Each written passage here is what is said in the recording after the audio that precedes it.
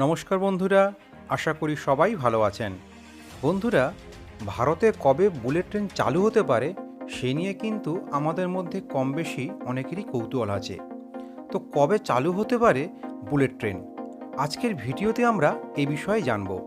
এর আগের একটা ভিডিওতে আমি বলেছি যে বর্তমান ভারতীয় ট্র্যাকে কি বুলেট ট্রেন চালানো সম্ভব। যদি সে ভিডিও দেখে না থাকেন তাহলে দেখতে পারেন। আজকের এই ভিডিও যদি আপনাদের ভালো লাগে, ভিডিওটিকে লাইক শেয়ার ও কমেন্ট করবেন ও এরকম ভিডিও পেতে চ্যানেলটিকে প্লিজ সাবস্ক্রাইব করবেন। তাহলে চলুন আজকের ভিডিও শুরু করা যাক। ভারতে বুলেট ট্রেন কবে চলবে সে বিষয়ে একটা বড় ঘোষণা করেছেন বর্তমান রেলমন্ত্রী অশ্বিনী বৈষ্ণব। তিনি বলেন, ভারতে মোটামুটিভাবে 2026 সাল নাগাদ বুলেট ট্রেন চালু হতে পারে এবং সেই মতো কাজ চলছে বলেও তিনি বলেন।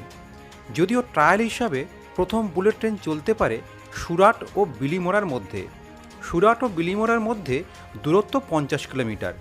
তবে পুরোপুরিভাবে বুলেট ট্রেন চলতে পারে 2027 সাল নাগাদ। ভারতের প্রথম বুলেট ট্রেনের জন্য যে রুট স্থির করা হয়েছে সেটা হলো মুম্বাই ও আহমেদাবাদের মধ্যে। মুম্বাই ও আহমেদাবাদের মধ্যে এই রুটের দূরত্ব হলো প্রায় 508 কিলোমিটার। মোট 12টি স্টেশনে দাঁড়াবে এই ট্রেন। আর যে গতিবেগে চলবে সেটা মোটামুটিভাবে 320 কিলোমিটার প্রতি ঘন্টায়। 2017 সালের 14ই সেপ্টেম্বর ভারতের প্রধানমন্ত্রী নরেন্দ্র মোদী এবং জাপানের প্রধানমন্ত্রী শিনজো আবে আহমেদাবাদের ভিত্তিপ্রস্তর স্থাপন করেছিলেন। ভারতের 75তম স্বাধীনতা দিবসে অর্থাৎ 15ই আগস্ট 2022-এ ট্রেনটি চালানোর জন্য সময়সীমা ঠিক করা হয়েছিল। তবে নানা কারণে তা বাস্তবায়িত হয়নি। এর প্রধান কারণ ছিল জমি অধিগ্রহণ, কোভিড এবং প্রকল্পের জন্য বিভিন্ন সমীক্ষা। তবে রেল মন্ত্রক একটা টুইটে জানিয়েছেন যে ইতিমধ্যে গুজরাটে 98%, দাদরা নগর হাভেলিতে 100% এবং মহারাষ্ট্রে 75% জমি অধিগ্রহণ করা হয়েছে। এছাড়া রেল মন্ত্রক আরও জানিয়েছে 162 কিলোমিটার পাইলিংয়ের কাজ শেষ হয়েছে, 79.2 কিলোমিটার পায়ারের কাজ শেষ হয়েছে, আর সবরমতির কাছে প্যাসেঞ্জার টার্মিনাল হাব প্রায় শেষের পথে।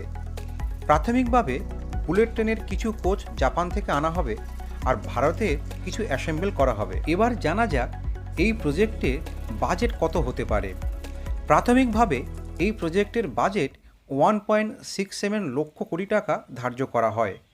তবে প্রজেক্টটি দেরি হওয়ার কারণে এবং জিনিসপত্রের দাম বেড়ে যাওয়ার কারণে মনে করা হচ্ছে এই প্রজেক্ট শেষ হতে হতে প্রায় 2 লক্ষ কোটি টাকা গিয়ে দাঁড়াবে, যার মধ্যে 80% শেয়ার করবে জাপান সরকার। আশা করা যায় খুব তাড়াতাড়ি সমস্ত প্রতিকূলতা এড়িয়ে আমাদের বুলেট ট্রেন ভারতের ট্র্যাকে চলতে শুরু করবে। ভিডিওটি ভালো লাগলে ভিডিওটিকে লাইক শেয়ার ও কমেন্ট করবেন ও এরকম ভিডিও পেতে চ্যানেলটিকে প্লিজ সাবস্ক্রাইব করবেন। ধন্যবাদ।